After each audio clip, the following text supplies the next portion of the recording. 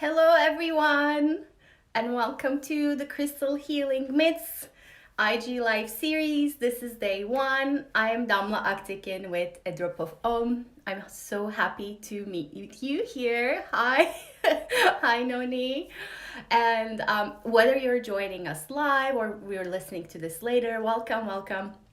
And I want to get right to it, and I want to get started to talk about crystal healing and all the myths and the misconceptions that surround this beautiful healing tool. So, again, my name is Damla Aktekin, and I want to tell you first a little bit about my crystal healing story. I actually didn't have any crystals or practiced any crystal healing meditation before 2012. In 2012, I had my own healing crisis. I became a mom. Going through the birth process and the demands of the motherhood was pretty hard on me. And I immediately began looking for tools of healing, tools that could bring me some relief as a new mom, tools that could bring back some of the body, mind, soul connection that I had lost through the process. And my first entry point, as I always tell, were mantras. I started to work with mantras as vibrational healing tools.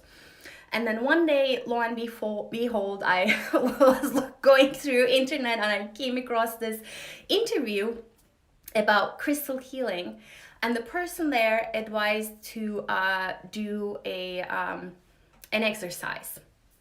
And up until that point, I actually didn't own any crystal. Not that I knew of. I might have owned a few pendants or a few jewelry items, but I went ahead and I ordered one. This was one of the very few crystals that I ordered because I thought I needed to get big crystals, which we will talk about also. But I ordered myself three crystals. One of them was a rose quartz, another was a crystal quartz. And the exercise that this person suggested was you hold your hand in front of you, and then you bring your other palm towards your hand, and then you sort of stop when you feel the energy between your hands. And then the next thing you do is you place your crystal on your hand, and then you bring your palm again,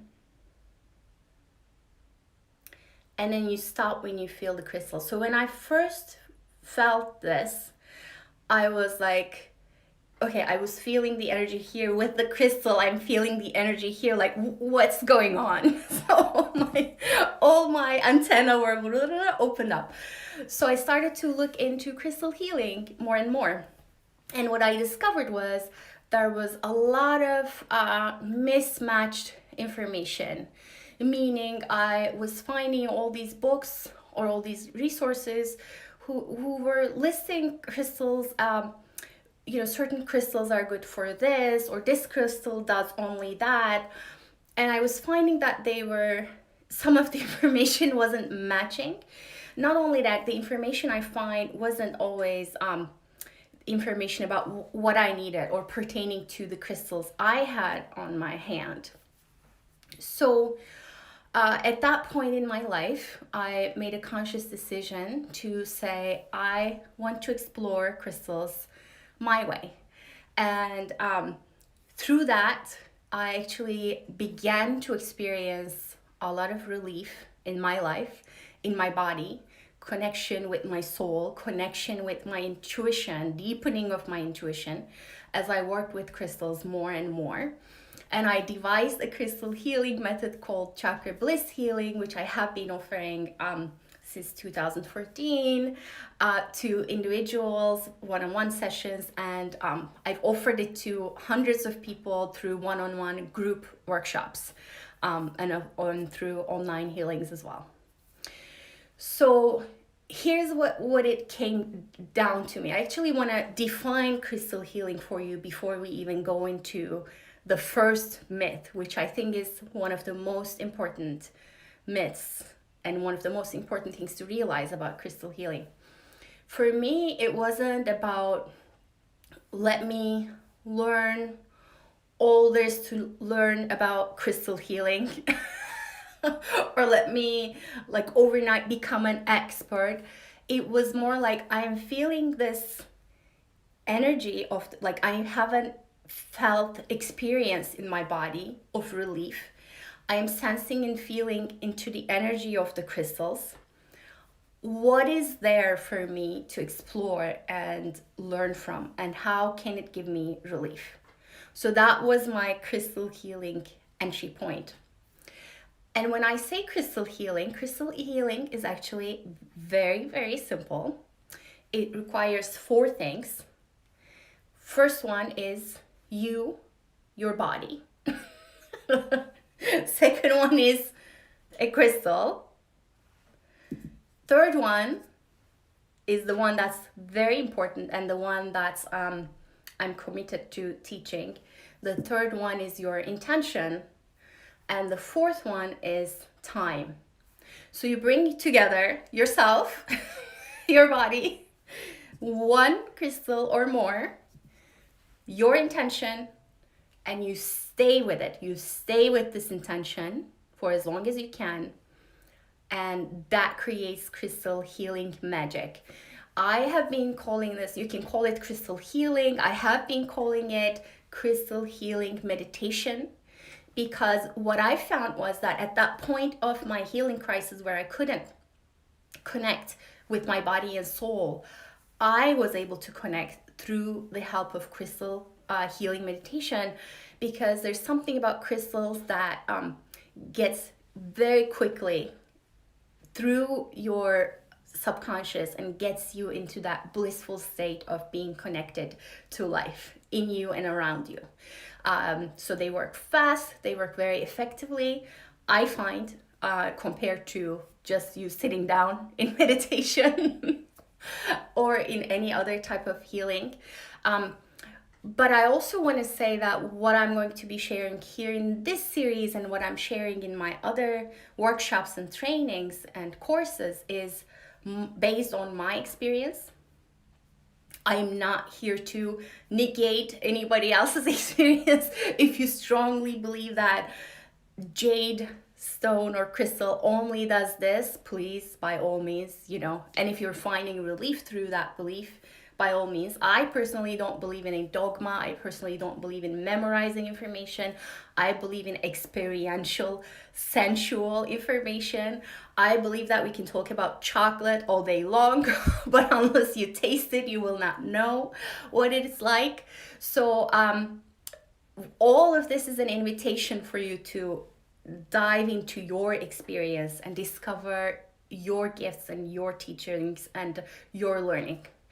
But I'm hoping that my learning as a healer and as a self-healer with crystals will open up some new ways of thinking for you. Open up a way to approach the crystals, which I hope will be, it has been life-changing for me to think about crystals this way, to think about myself this way. And it changed how I approach life for sure. So with that said, let's dive into the first crystal healing myth, which is the question that I get most often from people. And that question is, Damla, I have migraines, I have digestive issues, I have this and this issue. What crystal do I use? And I'm gonna break apart that sentence for you because it's the one that gives me some hives and some discomfort when I hear that sentence. What crystal do I use? First of all, in my experience, having worked with crystals the past 8+ years, teaching about crystals, offering crystals workshops, and healing people one-on-one with crystals, is that you don't use crystals, you partner and co-create with crystals.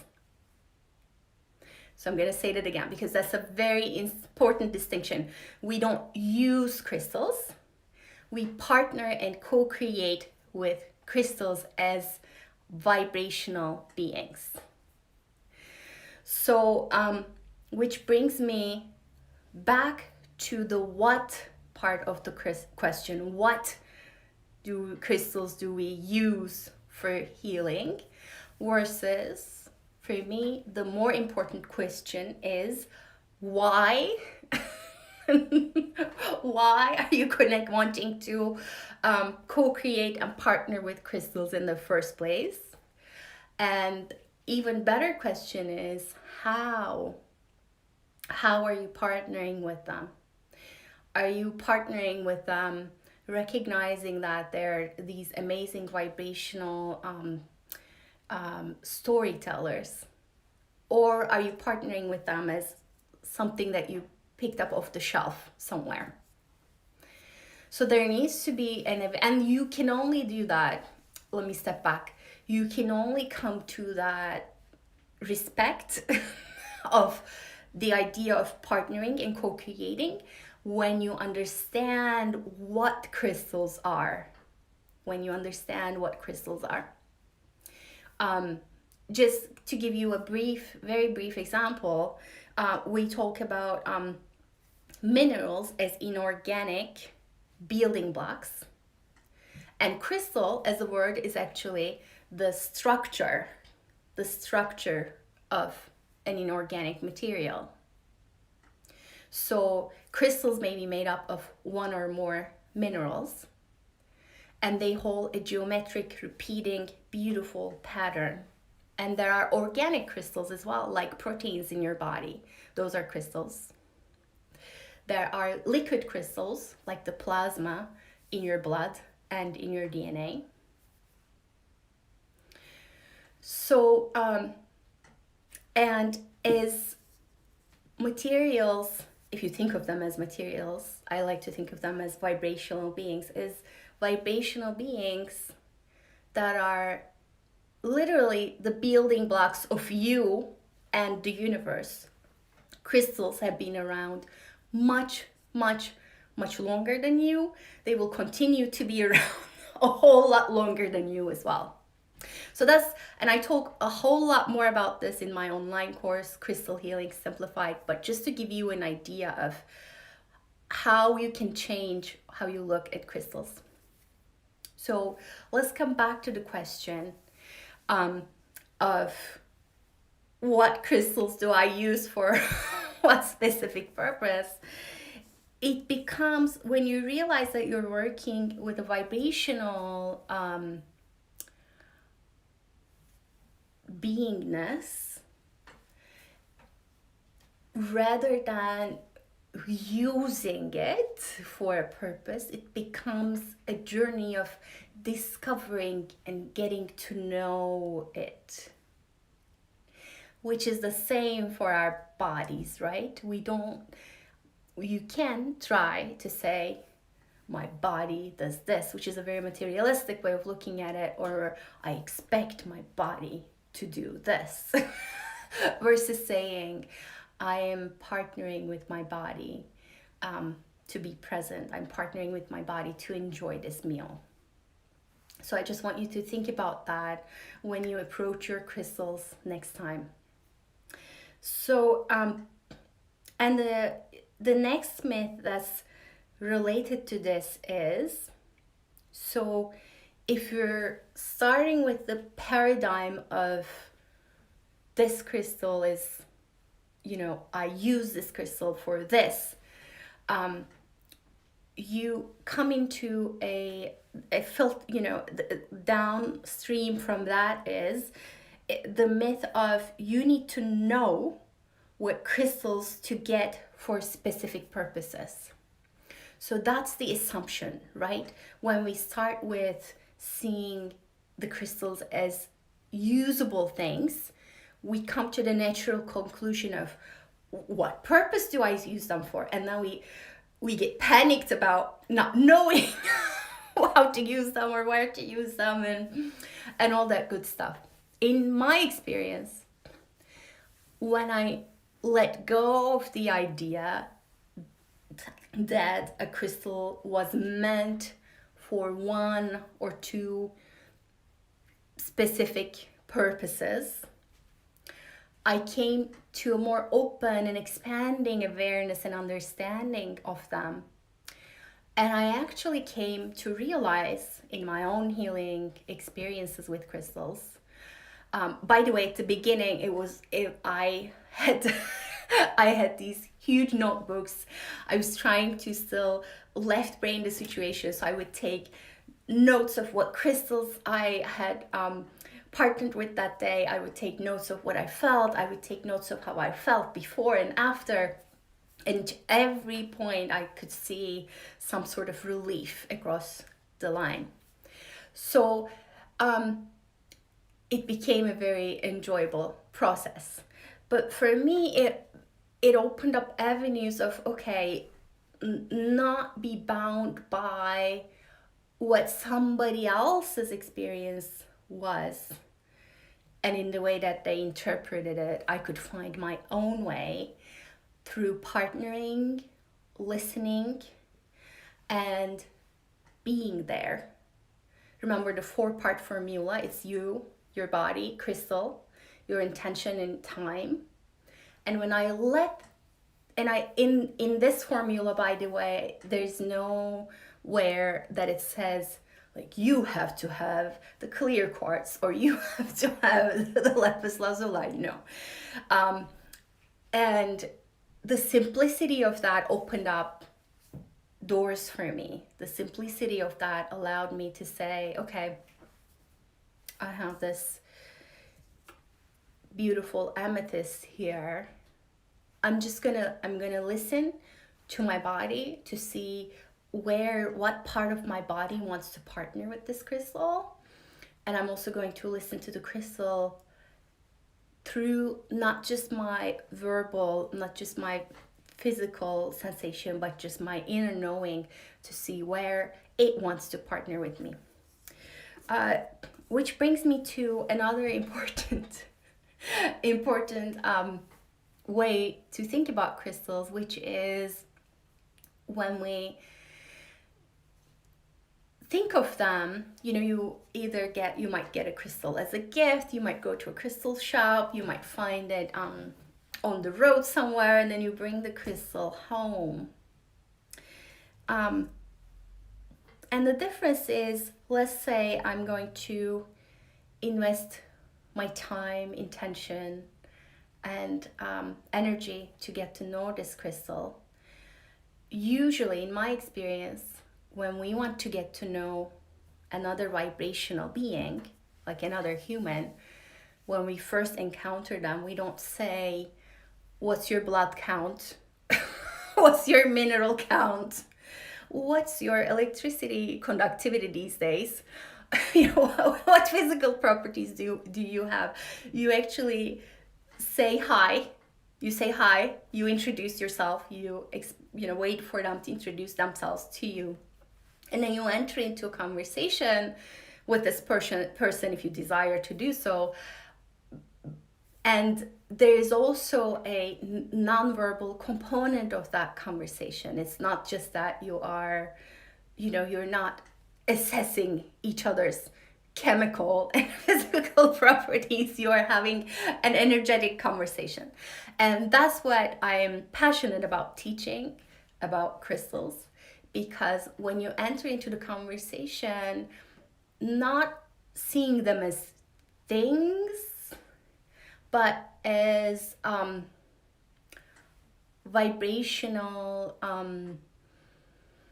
opportunities for connection. By the way, the intention for me with working with crystals is always, always, always connecting with them, partnering with them, but also asking for their help to connect with myself, with the crystal that I am, my body, with my soul essence and the soul of life.